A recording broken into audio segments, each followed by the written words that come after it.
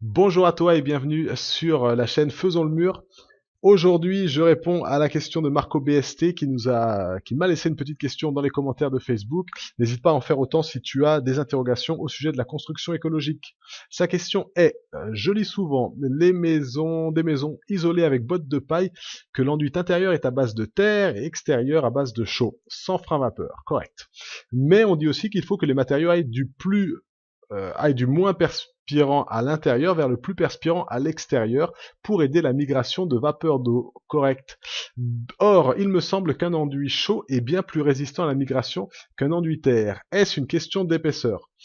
Eh bien, Marco BST, c'est une très bonne question, je te remercie de l'avoir posée.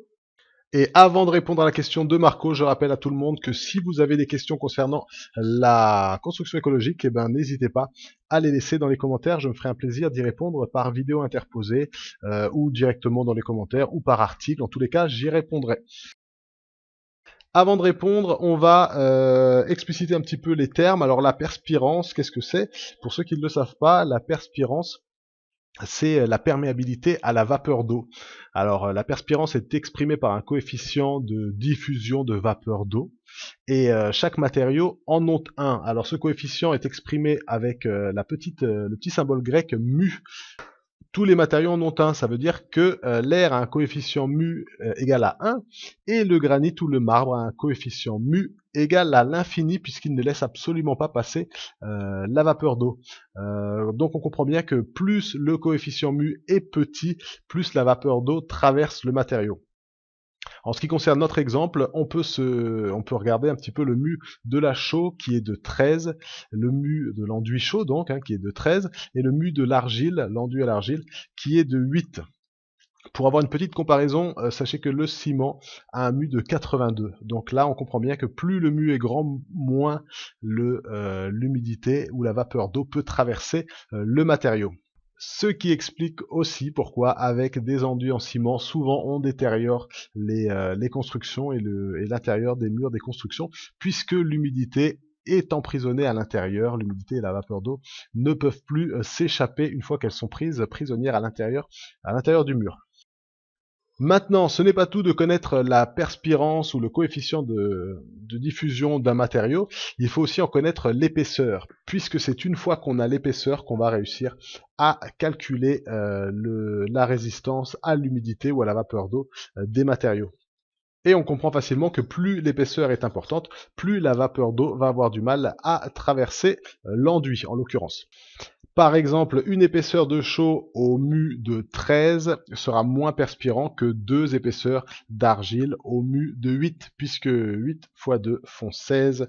Et voilà, donc ici on comprend bien que c'est l'épaisseur qui va nous donner l'efficacité du coefficient de diffusion de la vapeur d'eau.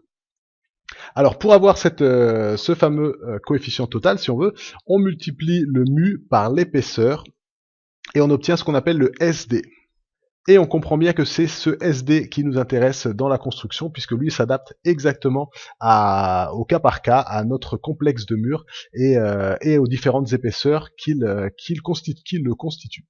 Pourquoi se soucier de la perspirance de notre enduit intérieur ou extérieur, me direz-vous, puisque nous avons une ventilation qui est elle-même faite pour extraire l'excès de vapeur d'eau. C'est une très bonne réflexion, c'est tout à fait correct. C'est bien la ventilation qui extrait une grande partie de l'air vicié et de la vapeur d'eau qui est à l'intérieur de la maison. Mais d'avoir sur ces murs un enduit qui contribue à réguler l'hygrométrie de la maison, l'hygrométrie de l'air plutôt, c'est quand même une très grande source de confort thermique, donc je le conseille vivement. Maintenant, pourquoi est-ce qu'on demande que la paroi extérieure d'un complexe de murs ait un coefficient SD plus faible que la paroi intérieure? C'est tout simplement pour qu'il n'arrive jamais que l'humidité produite à l'intérieur de la maison soit emprisonnée dans ce complexe de murs. C'est-à-dire pour que l'humidité ne soit pas en train de stagner parce qu'elle n'arrive pas à sortir, qu'elle stagne dans le mur, donc dans l'isolant, et qu'elle altère l'isolant ce faisant. Cela est notamment valable avec la paille, puisque la paille, malgré toutes ses qualités, elle n'aime pas l'humidité comme beaucoup d'autres matériaux et beaucoup d'autres isolants non plus. Un excès d'humidité généré par un point de rosée ou par une trop grande production d'humidité, de vapeur d'eau à l'intérieur de la maison, ça déclencherait immédiatement le pourrissement sur le long terme. Donc on cherche à éviter ça au maximum. Voyons maintenant ce que nous disent les règles de construction, les règles professionnelles de construction en paille. Dans ces règles, il est bien entendu stipulé que le SD extérieur doit toujours être inférieur au SD intérieur, sauf dans un cas bien particulier, et ce cas, c'est quand il y a un enduit extérieur et un enduit intérieur de poser directement sur la paille, c'est-à-dire sans pare-vapeur ni à l'intérieur ou sans plaque à l'extérieur. Dans ce cas particulier, le SD de l'enduit extérieur doit être inférieur au SD de l'enduit intérieur, à moins que ce SD soit inférieur à 1 mètre. En d'autres termes, si le SD extérieur ne dépasse pas 1 mètre, il peut être supérieur au SD intérieur, et c'est dans cette subtilité que se cache la réponse à la question de Marco. Bon, maintenant, on peut se faire une petite simulation pour voir ce que ça donne dans la pratique. On sait que le mu fois l'épaisseur nous donne le SD, et que le SD ne doit pas être supérieur à 1 mètre pour pouvoir être utilisé avec double enduit sur la paille. Donc on prend le mu de l'enduit à la chaux, qui est de 13, comme on l'a vu, on le multiplie par l'épaisseur d'enduit, on va dire 5 cm, hein, c'est pas rare sur de la paille. Donc 5 cm c'est 0,05 mètres, et ça nous donne 0,65 de SD. Et ça, c'est 0,65 mètres de SD. On voit qu'on est sous le mètre, donc il n'y a pas de problème pour avoir 5 cm d'enduit à la chaux sur le mur extérieur de sa maison en paille. On peut aussi regarder, par exemple, comment regarder l'épaisseur maximale qu'on pourrait avoir. Et pour ça, je prends 1 mètre, donc c'est le SD, divisé par 13, c'est le mu, et ça nous donne 0,7693 mètres. Donc ça nous fait 7,6 cm, et ça nous indique que on peut aller jusqu'à 7,6 cm d'épaisseur de chaux sur cet enduit extérieur.